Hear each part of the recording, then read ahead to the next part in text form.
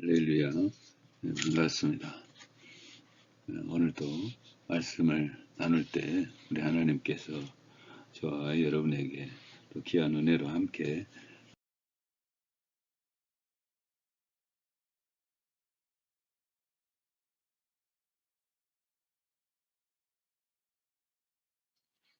이제 하나님께 선지자를 보내서 그 아합을 구원하십니다.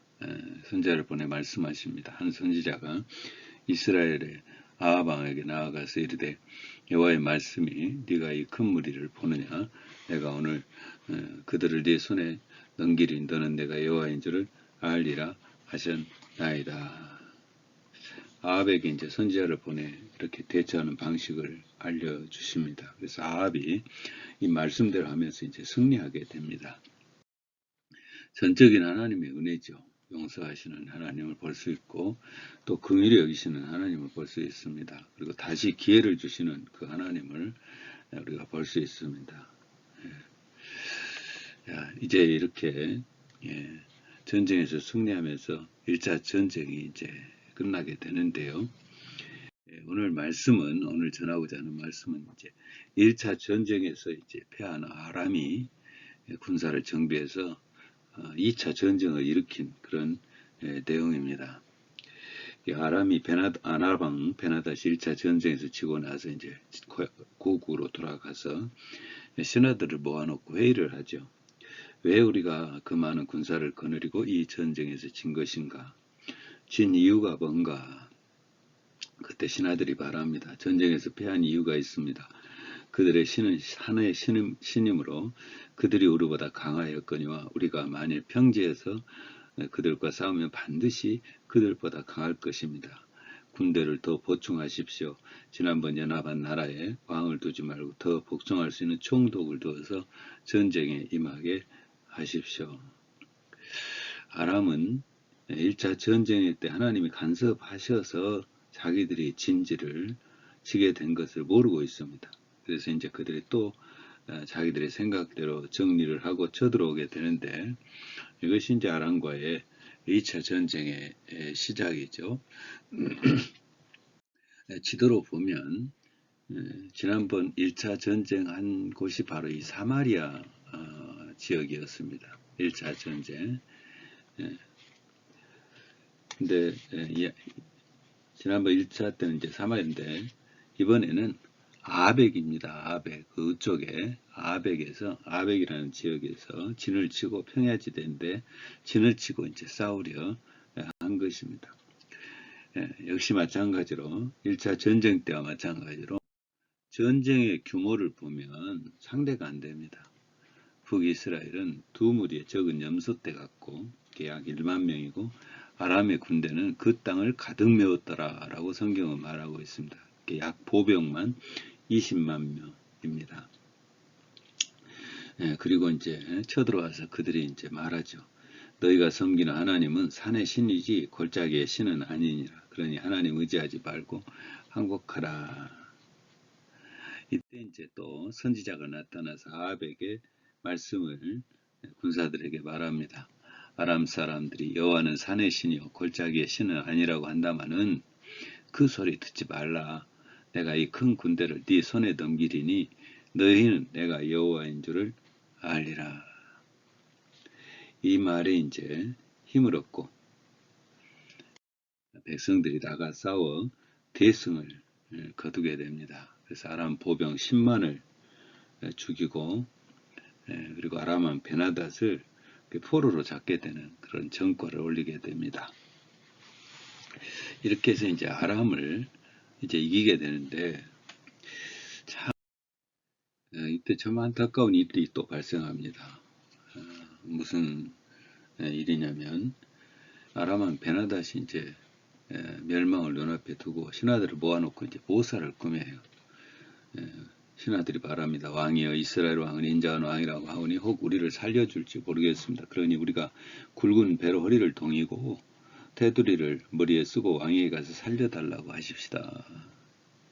그리고 아람 왕 베나닷은 뭐 선택의 여지가 없죠. 자살해서 죽으면 몰라도 도망갈 길이 없습니다. 그래서 이들이 이제 아합에게 나옵니다. 그래서 아합에게 와서 무릎을 꿇고 살려달라고 하자 아합이 이렇게 이야기합니다. 그가 아직도 살아있냐?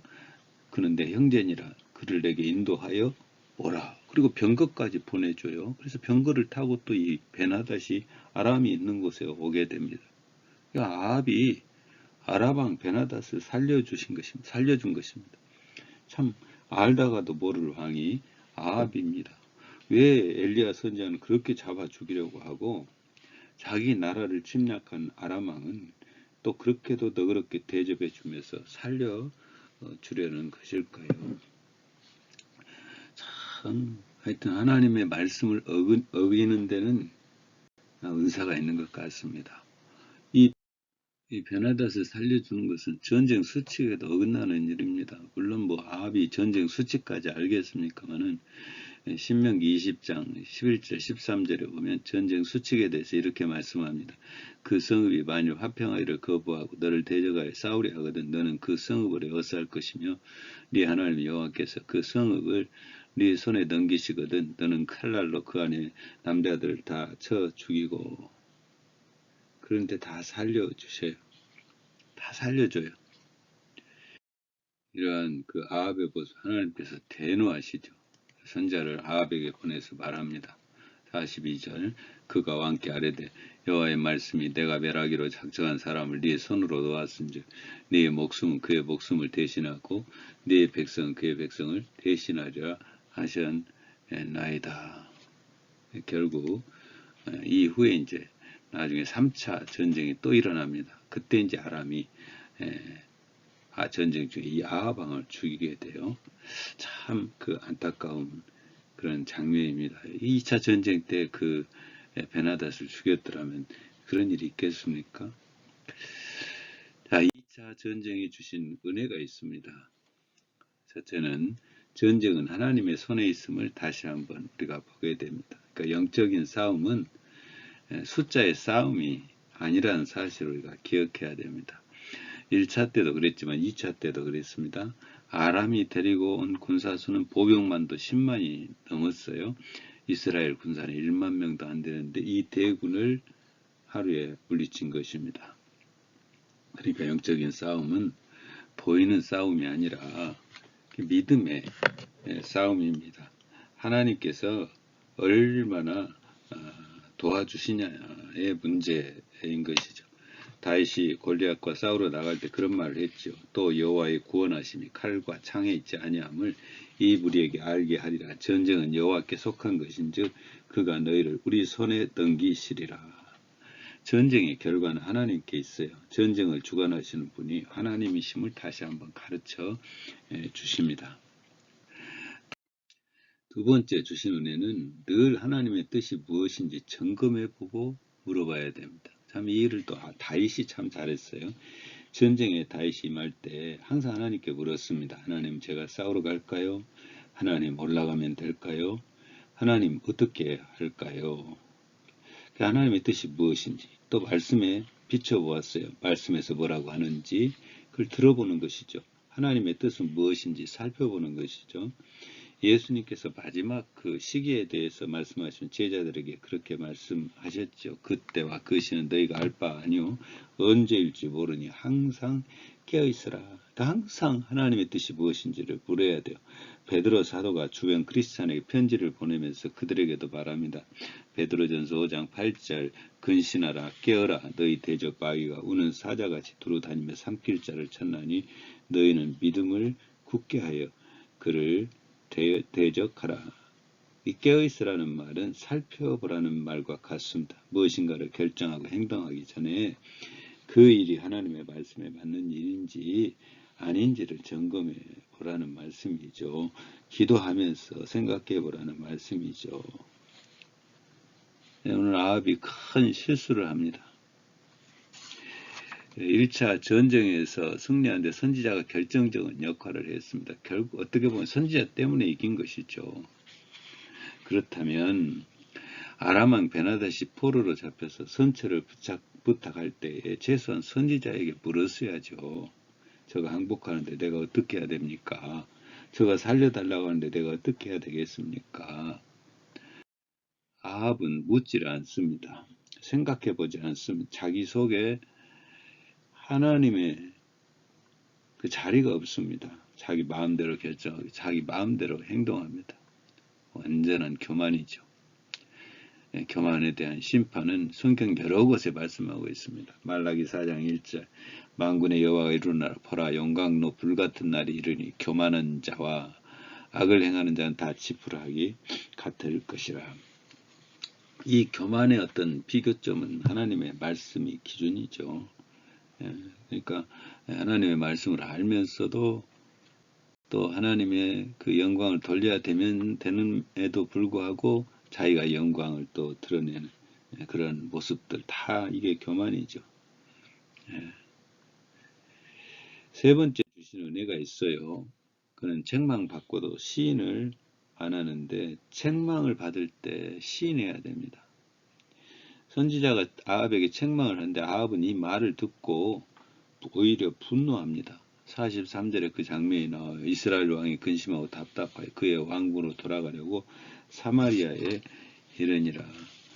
성경에는 근심하고 답답했다라고 나오는데 주석을 살펴보면 분노했다라고 그렇게 나오고 있습니다. 선지자의 심판의 메시지를 듣고 분노해요. 교만한 거죠. 아직도 아합은 하나님을 모르고 있어요.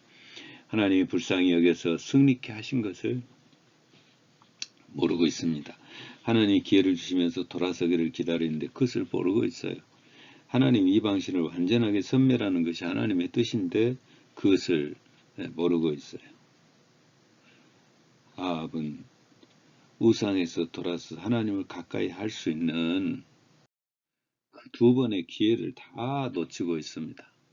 1차 전쟁 때에도 선지자의 말에 승리하는데 선지자를 찾지 않을 뿐만 아니라 하나님을 찾지도 않습니다. 2차 전쟁을 통해서 다시 한번 선지자를 통해서 기회를 주고 계시는데 또 놓치고 있습니다. 그 1차 기회 때보다도 더 좋은 기회입니다. 이 전쟁의 승리는 하나님께서 이루신 것이다. 그러니 하나님께로 돌아가자. 여러분 그 생각에 전환만 했으면 얼마나 좋겠습니까? 그런데 자기에게 그 공을 돌리고 자기 생각대로입니다. 자기가 잘나서 그러한 승리가 주어진 줄로 또 착각하고 있습니다. 회개도 기회가 있죠. 언제까지나 하나님께서 봐서주시지는 않습니다. 기회가 언제 도래될지 모르지만 그 때가 있어요. 그때를 잘 잡은 사람 역시 다윗이죠. 자기 신하의 안에 간염하고 나서 나단 선지자가 책망할 때에 왕이라는 신분에도 불구하고 그 자리에서 무릎을 꿇고 시인하고 고백합니다. 다윗은 체면도 다 내려놓았어요. 하나님 앞에 용서를 받고 은혜를 받는 일에는 체면이고 또 그의 어떤 능력이고 또 그가 지금 처해 있는 어떤 위치고 이런 거 전혀 상관하지 않습니다. 다 내려놓습니다. 사람들이 뭐라고 하는 거 개의치도 않습니다. 하나님 앞에 서 있는 자신과 하나님의 문제를 더 크게 봤습니다. 그래서 다윗은 선지자 앞에서 자기 죄를 깨닫고 이렇게 고백하지 않습니까? 내가 잘못했나이다. 나는 태중에서부터 죄인입니다. 주여 나를 우슬초로 정결케 하여 주시고 정한 마음 정직한 영으로 새롭게 하여 주소서. 성령을 내게서 거두지 마옵소서. 할렐루야. 회개가 하나님과의 관계를 회복하는 그 시작점이에요. 내가 뭔가 잘못하고 있다고 생각이 되십니까? 그렇다면 머뭇거릴 일이 아닌 줄로 믿습니다. 이 머뭇거리게 되면 나중에는 양심까지 무뎌지게 됩니다. 그리고 하나님의 말씀이 들려질 때 화낼 일이 아닙니다. 답답해야 될 일도 아니고 변명해야 될 일도 아닙니다. 주저하지 말고 회개의 재단을 쌓아야 되지요. 이제 말씀을 맺습니다. 전쟁은 하나님의 손에 있습니다.